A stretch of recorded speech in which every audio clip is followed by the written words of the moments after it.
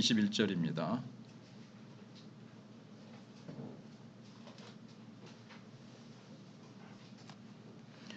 찾으신 줄 알고 봉독해 드리겠습니다.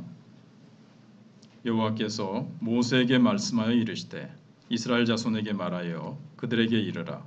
너희는 내가 주어 살게 할 땅에 들어가서 여호와께 화제나 번제나 서원을 갚는 제사나 낙헌제나 정한 절기제에 소나 양을 여호와께 향기롭게 드릴 때에 그러한 헌물을 드리는 자는 고운 가루 10분의 1에 기름 4분의 1 흰을 섞어 여호와께 소제로 드릴 것이며 번제나 다른 제사로 드리는 제물이 어린 양이면 전제로 포도주 4분의 1 흰을 준비할 것이요 수양이면 소제로 고운 가루 10분의 2에 기름 3분의 1 흰을 섞어 준비하고 전제로 포도주 3분의 1 흰을 드려 여호와 앞에 향기롭게 할 것이요 번제로나 서원을 갚는 제사로나 화목제로 수송아지를 예비하여 여호와께 드릴 때에는 소제로 고운 가루 10분의 3 에바에 기름 반 흰을 섞어 그 수송아지와 함께 드리고 전제로 포도주 반 흰을 드려 여호와 앞에 향기로운 화제를 삼을지니라.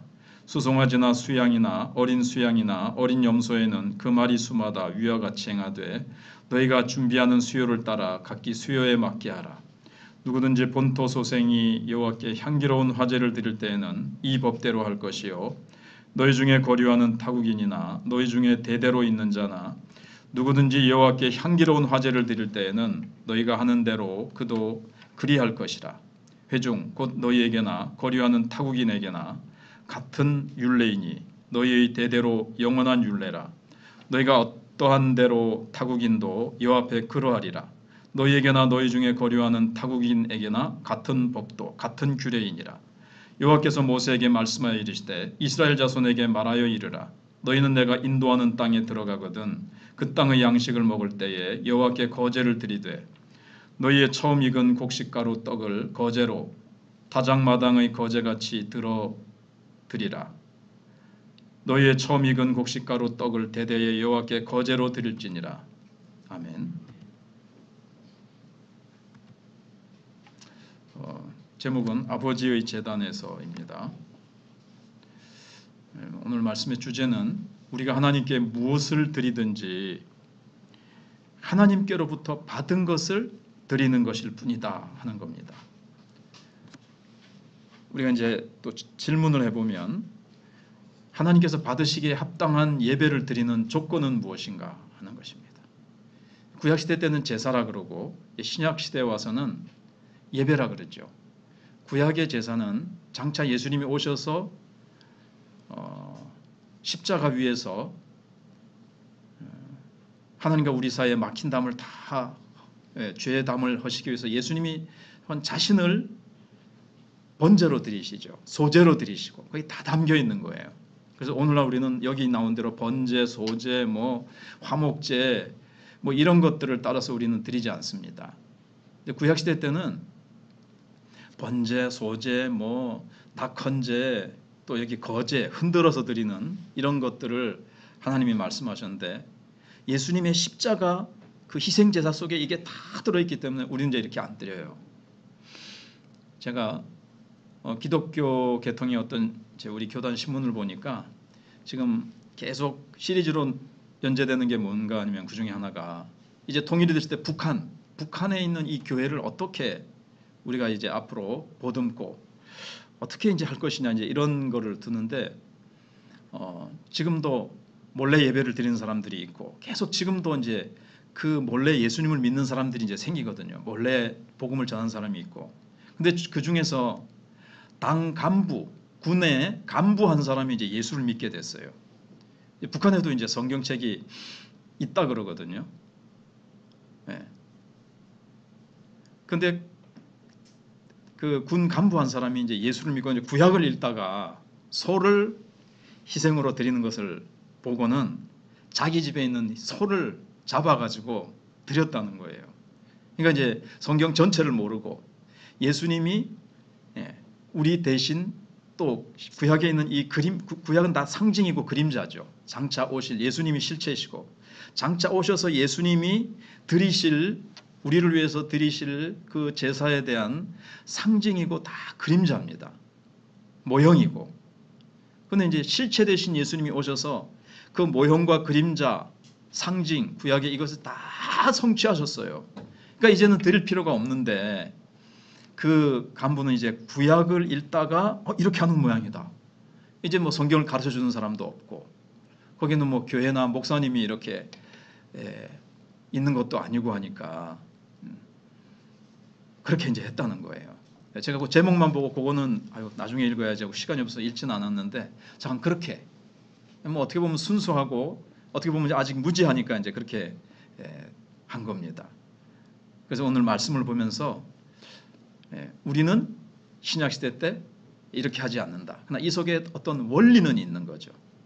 그 원리만 우리가 잘 알아서 이제 이렇게 드리면 되고 예수님이 우리에게 크게 말씀해 주셨죠. 예배하는 자가 영과 진리로 예배드리라. 그렇게 이제 됐죠. 나중에 또 말씀드리고요. 자, 이제 하나님께 이제서 모세에게 1절에 말씀하시기를 이스라엘 자손들이 가나안 땅에 들어가서 살 때에 여호와께 화제, 번제, 서원을 갚는 제사, 낙헌제, 또 절기제, 또 소나 양을 여호와께 향기롭게 드릴 때에 이렇게 되어 있습니다. 드린다. 그래서 여기 하나님 앞에 드리는 것. 근데 이제 우리가 한번 그걸 본격적으로 생각해 보기 전에 선물에 대해서 한번 생각을 해보면요. 선물은 주고받는 관계 속에서 그 사람과 어떤 거리에 있느냐에 따라서 우리가 선물이 좀 달라지죠. 이렇게 곧 설이 다가오는데 아주 가까운 사람에게 늘 나에게 도움을 주고 정말 나에게 사랑과 그 아주 친밀한 관계에 있는 사람하고 어쩌다가 만나는 이렇게 먼 좀 거리에 있는 사람하고 여기 좀 드리는 선물이 좀 다르잖아요. 과거와 또 현재, 미래에 어떻게 이제 관계가 형성되느냐 이제 이런 것들에 따라서 필요와 욕구에 따라서 이제 이 선물이 좀 달라집니다. 자, 아직 말씀을 보기 전에 말씀을 이제 면도하기 전에 이렇게 비누칠을 이렇게 하듯이 그렇게 이제 지금 이렇게 하는 겁니다. 말씀을 보기 전에 잘 이해하기 위해서.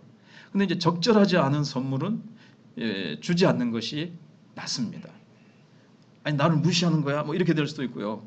뭐 자관 적절하지 않은 선물. 그래서 하나님과의 이 언약 관계에 있는 이스라엘이 제물, 곧 합당한 이 선물, 이걸 또 선물이라고 할 수도 있거든요. 드리는 방식에 대해 이제 교훈을 하고 있습니다. 그래서 이제 언약 관계가 뭐냐? 요한복음 개관을 제가 올려놨는데 좀 길지요? 30분 넘나요? 근데 거기에 보면 언약, 하나님과 우리는 언약 관계로 맺어진 거예요. 거기 보면은 우리가 언약 그러면은 약속이라고 보통 생각하는데 우리가 보통 알고 있는 약속과 언약은 좀 다르다고 말씀을 드렸습니다. 언약은 부부 관계처럼 상호 딱 계약을 맺으면서 좀 더 깊은 어떤 약속이죠.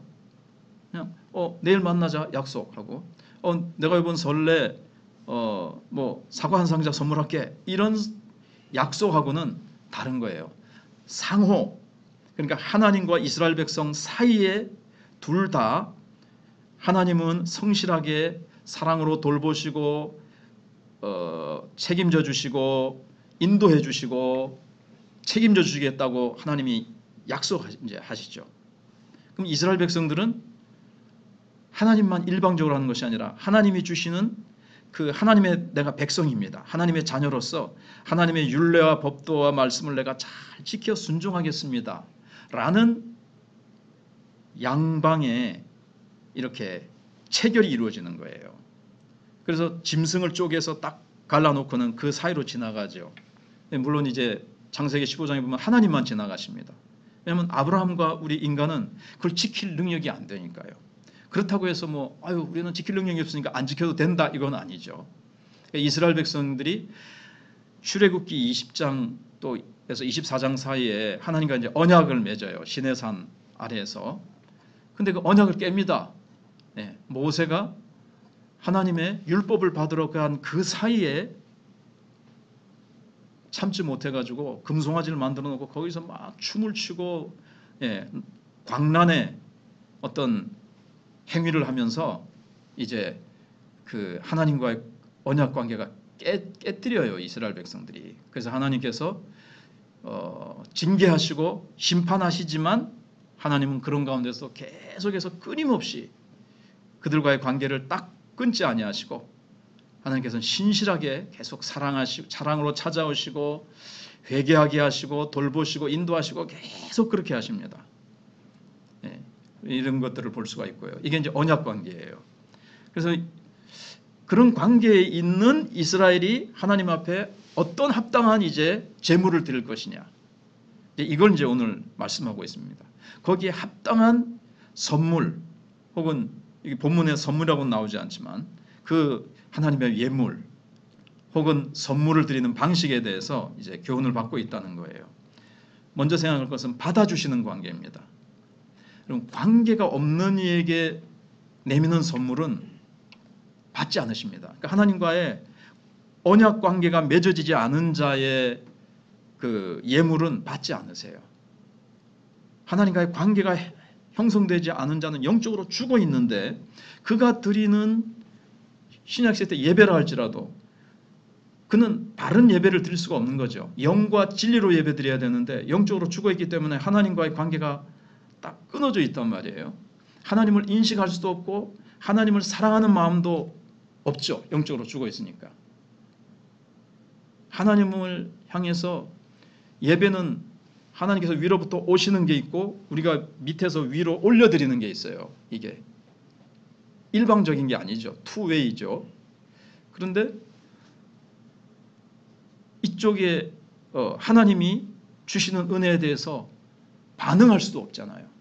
그러니까 언약 관계에 있는 자만이 제사 드릴 수 있고 예배 드릴 수 있고 예물을 이제 드릴 수가 있는 겁니다. 그러나 우리가 또 불신자를 초청해서 같이 예배에 참여시키죠. 근데 예배 시간에 성령이 역사하시고 예배 시간에 말씀을 통해서 주일날 말씀드린 것처럼 딱 그가 거듭나게 하시면서 그가 예배 시간에 와서 하나님이 살려내시면 이거 오늘 오니까 참 마음이 평안하네. 이것도 성령이 이제 역사하시기 시작한 거죠. 말씀을 들으니까 지금 뭔가 이게 뭐가 있는 것 같다면서 서서히 이제 살살 성령께서 싹 이제 일을 시작하시는 거예요. 작업을 시작하셔서 이제 그가 이제 오게 되는 거죠. 그래서 하나님 앞에 죽어 있는 자가 예배 드릴 수 없으니까 우리가 예배 초청할 수 없다. 그건 아니죠. 택한 백성인지 아닌지 우리는 모르니까 누구나 와보게 누구나 오게 수고하고 무거운 짐 다 오라 그래가지고 그가 왔을 때 하나님께서 우리는 모르지만 택한 백성이면 성령께서 역사하셔서 그의 마문을 여시고 그를 영적으로 살려내셔서 구원받게 하시고 그가 올 때는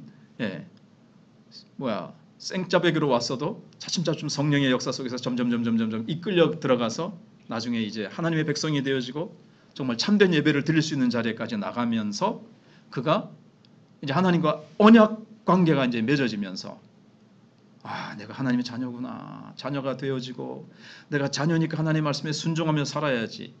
그리고 하나님 앞에 작은 거지만 하나님 앞에 이 뭐 다 하나님의 것이잖아요.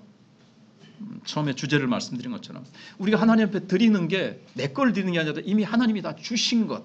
내가 올 때 시로라기 하나 걸치지 않고 빈손으로 왔었는데 하나님이 다 주신 거예요. 이거 하나님이 주신 것을 하나님께 돌려드리는 겁니다. 하나님께 영광 돌려드리는 거예요.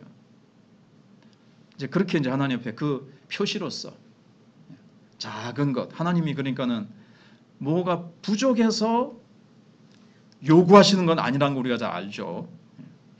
하나님이 교회를 운영해 가시는데 돈이 부족하고 물질이 부족해서 또 인력이 부족해서 부르시는 것도 아니에요. 천사를 통해서 얼마든지 일하실 수 있지만 하나님께서 하나님 나를 드립니다. 내게 있는 것을 드립니다. 이렇게 되는 거죠. 그래서 왕이신 하나님과 언약 관계가 형성되었다는 사실이 있기 때문에 우리가 예물을 드리면 받아주신다는 것이 놀라운 특권입니다. 우리가 누구한테 뭐를 딱 귀한 선물을 내가 정성껏 마음을 다하고 사랑을 다 담아서 딱 줬는데 네가 뭔데? 난 네하고 나하고 전혀 상관없어 하고 탁 거절을 당해봤다고 생각해 보세요.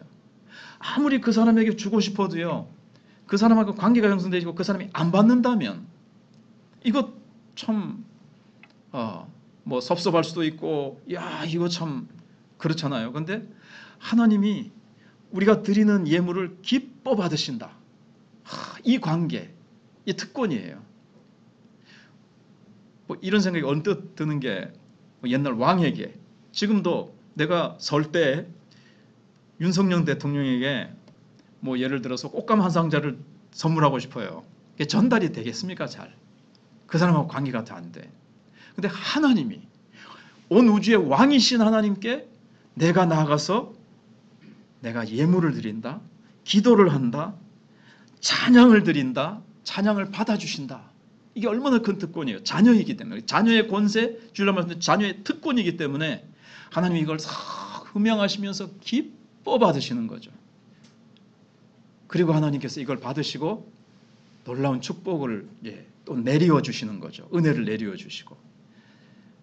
그래서 선물이라는 것은 이 하나님이 어떤 존재신가, 나는 또 어떤 존재인가, 여기에 대한 이 경의와 감탄에서 출발한다는 거예요. 왕이신 하나님께 나를 위해서 독생자도 아낌없이 드리신 그분께 내가 드려야지. 막 우리가 사랑하면요, 그에게 고마움을 느끼고 사랑하면요, 막 더 줄 거 더 없나 막 그래요. 더 줄 거 생각해요. 막 하나님께도 뭘 드릴까? 내 시간을 드리고 싶고, 물질이 없어도 찬양을 드리고 싶고. 근데 시편에 보시면요, 찬양이 하나님 앞에 황소를 드리는 것보다 더 하나님이 기뻐 받으시고 더 값이 있다 그랬어요. 네. 아이고 나는 소 한 마리가 얼마인데 한때 500만 원 넘는다 그랬잖아요. 근데 하나님 앞에 찬양 드리는 거, 하나님이 이 세상에 있는 모든 소가 다 내 것인데 내가 소를 기뻐 받았겠느냐 그러시잖아요. 그건 이제 그림자요, 상징이었죠. 예수님에 대한 그 소를 드리는 거. 근데 우리의 찬양을 기뻐 받으시는 거예요.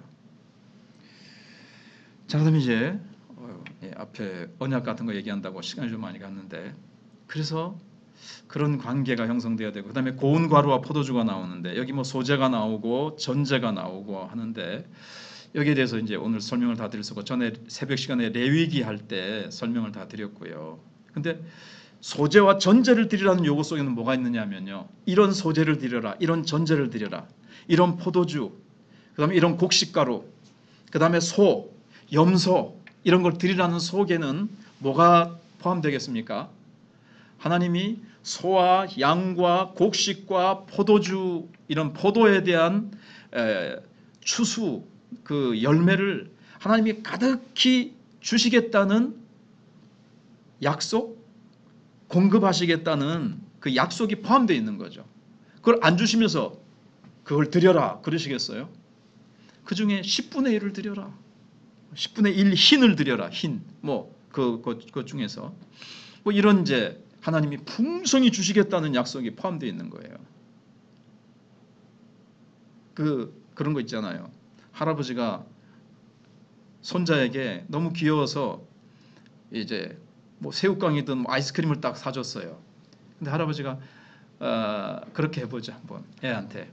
할아버지 한 입만 줘봐. 새우깡 한 개만 줘. 그러면 그 애는 또 딱 드리는 애가 있는가 하면요, 싹 뒤로 딱 빼면서 금방 할아버지가 사주신 건데도요 안 주겠다는 거죠. 한 개도 안 줘. 누가 사줬는데, 할아버지 호주머니에서 나온 걸로 사줬는데도 거기에 고마움과 또는 할아버지가 이 손자와의 관계에서, 사랑의 관계에서 그 할아버지가 그 진짜 먹고 싶어서가 아니라 이 애가 이거 드릴 줄 아는 그 관계의 뭐랄까 확인이라 그럴까요? 그렇게 하는데 안 줘. 한 개도 아까워서 못 줘. 이거 지금 그게 어디서 나온지도 모르고 이 할아버지라는 관계도 이 애기가 아직 모르니까 그런 것처럼 아직 영적으로 너무 어리면 이게 이제 못 드리는 거예요. 하나님 앞에. 아유 아까워. 아이고 하나님이 주신 건데도 뒤로 싹 이렇게 하는 것처럼 앉아 이렇게 하는 것처럼. 그래서 약속의 땅에서 밀과 포도와 목축을 아낌없이 베푸실 하나님, 그분 앞에 나오는 자녀들과 하나님께서 그래 하나님이 다 식탁을 베푸실 수도 있지만 하나님께서 너희들이 가져오는 그거 하나님에 대한 사랑과 감사와 이 성숙의 어떤 표시, 이게 다 하나님께로부터 왔습니다. 내가 하나님께 다시 드립니다.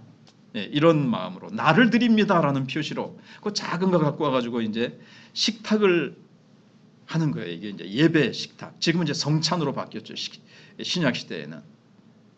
그래서 그 떡과 포도즙 이것도 다 카스테라하고 이거지만 다 이게 예수님의 살과 피. 그러니까 예수님의 십자가의 제사에서 예수님이 다 성취하신 그 은혜, 죄 사함의 은혜, 우리에게 주시는 그 놀라운 은혜들이고 또 이게 또 식탁이라 그랬죠. 성찬식은 식탁입니다.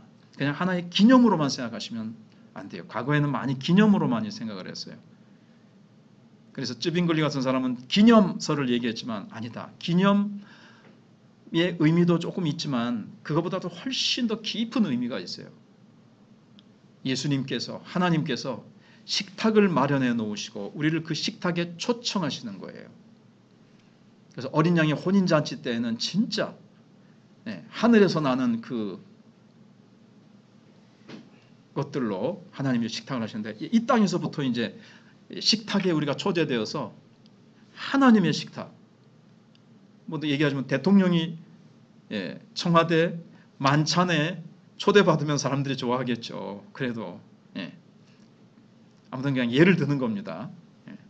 그것처럼 왕이신 하나님이 이 제사 때 예물을 이렇게 드리라는 것은 정말 하나님이 초청하시는 식탁이고요.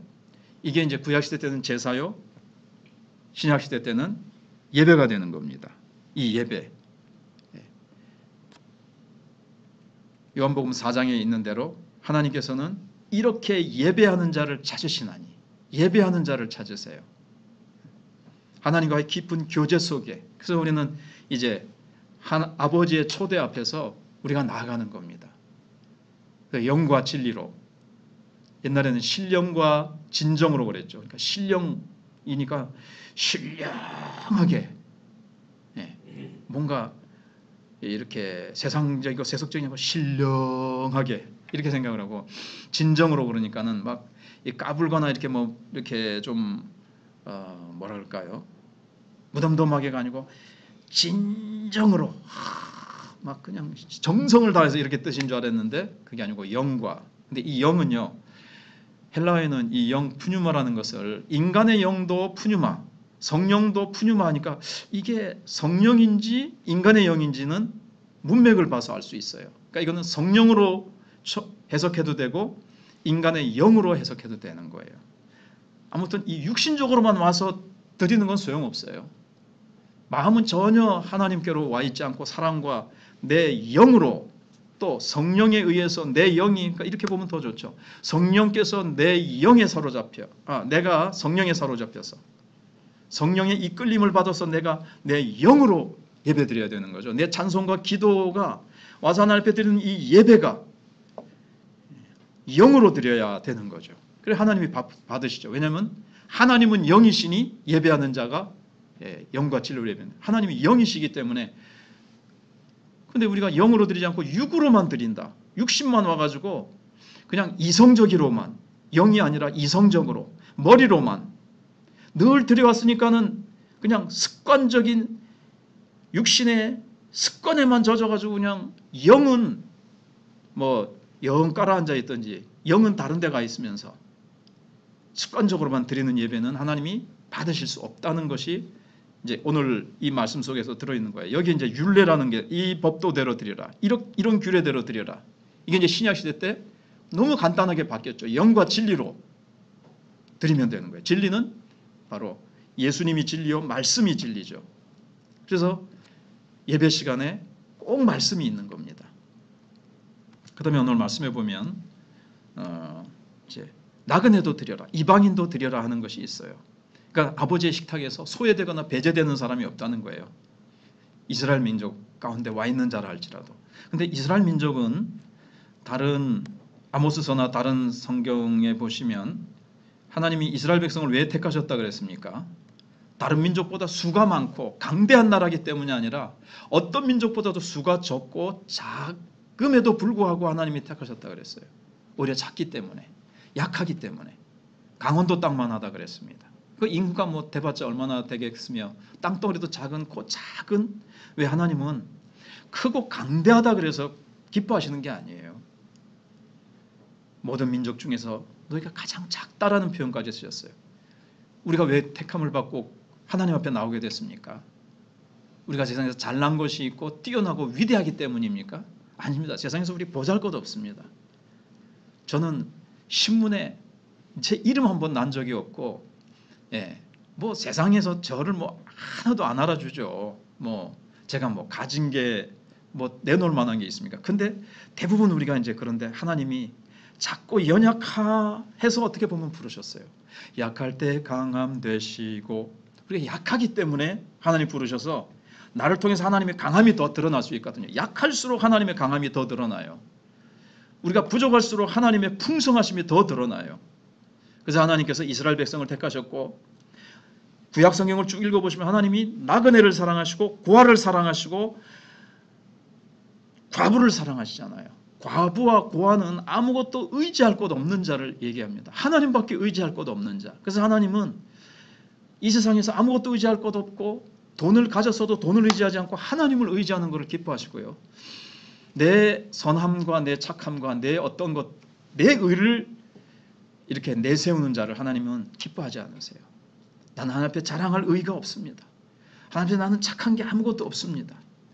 그렇게 하나님은, 그러니까 하나님을 의지하지 않고 내 힘으로 씩씩하게 살아가는 자를 하나님이 가장 어떻게 보면 싫어하세요. 하나님밖에 의지할 게 없습니다. 하나님이 붙드시지 않으시면 난 한 걸음도 손가락 하나도 움직일 수 없는 존재입니다. 그렇게 하는 자를 하나님이 이제 기뻐하세요. 근데 이제 히브리서로 오시면 구약을 쭉 얘기하면서 우리가 하나님 앞에 나아갈 수 있는 길을 예수님이 여셨다 그랬죠. 십자가에서 죽으심으로 말미암아 내 죄를 다 짊어지시고 죽으심으로 내 죄의 값을 예수님이 다 지불하셨어요. 내 죄의 값으로 받아야 될 형벌과 모든 진노와 저주를 예수님이 대신 다 받으셨기 때문에 내가 받을 진노와 저주와 죄값은 다 사라진 거죠.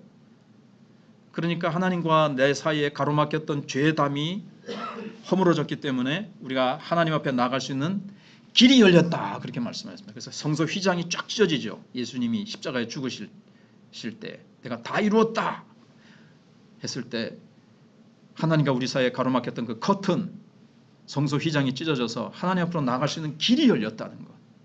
언제든지 하나님 앞에 나아갈 수 있게 되었고, 내가 드리는 기도, 내가 드리는 예물, 내가 드리는 찬송, 내가 하나님 앞에 나라는 존재가 언제 나가도 받아들여질 수 있는 이 관계가 되었다는 것.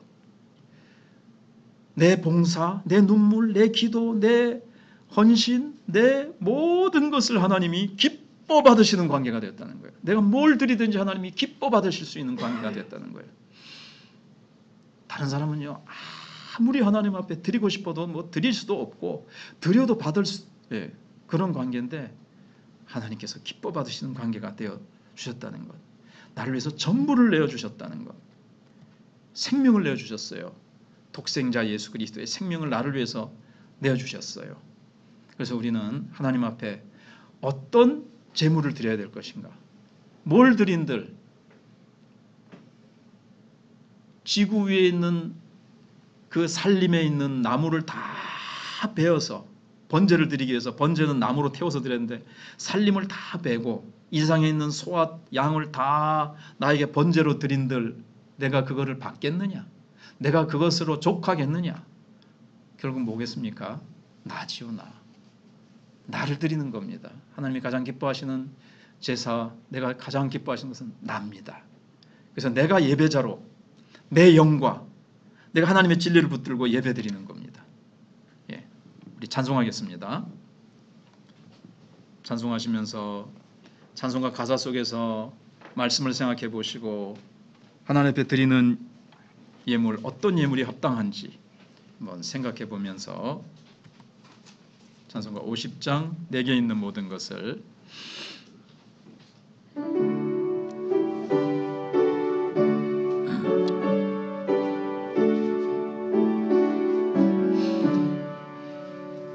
내게 있는 모든 것을 아낌없이 드리네.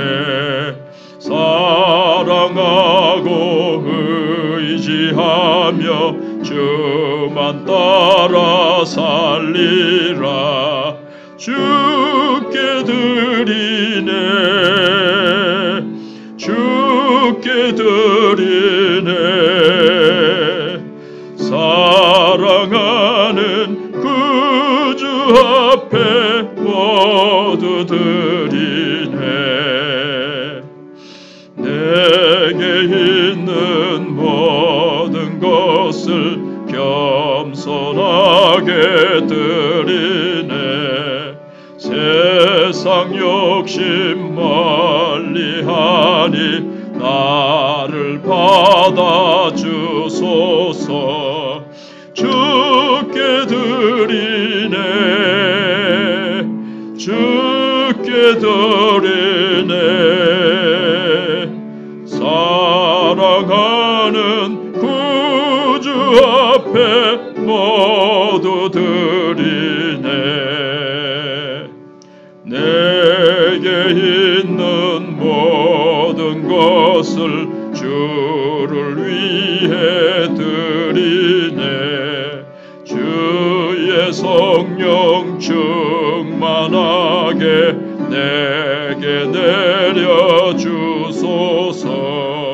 주께 드리네. 주께 드리네. 사랑하는 구주 앞에 모두 드리네.